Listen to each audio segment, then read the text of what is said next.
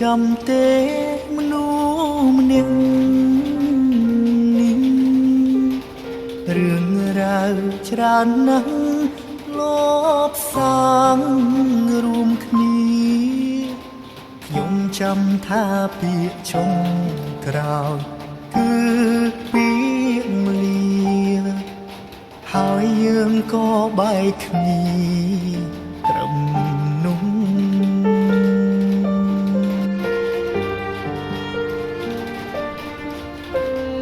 ជាយាមខំបំភ្លេច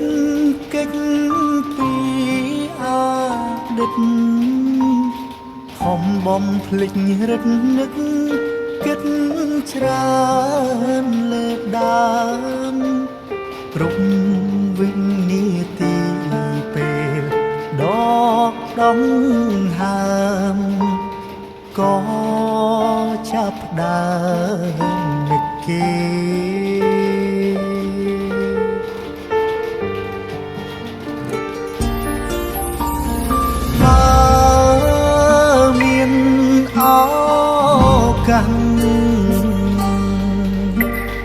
ចង់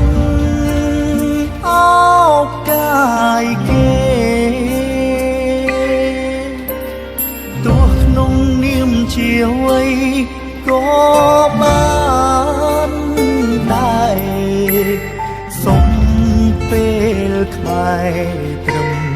មួយនាទី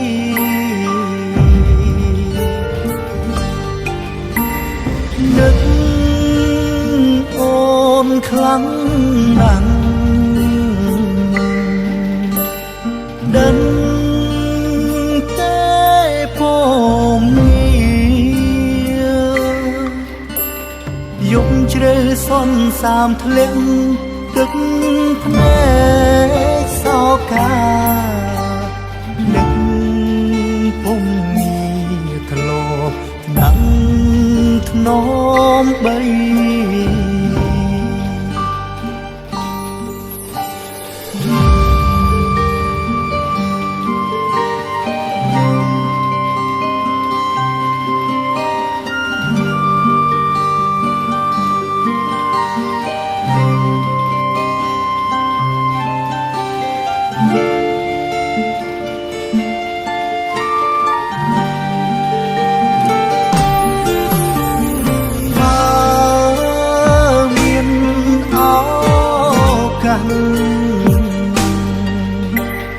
ចង់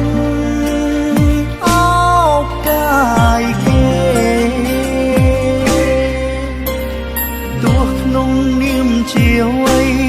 ក៏បានដែរសុំពេលក្បែរត្រឹមមួយនាទី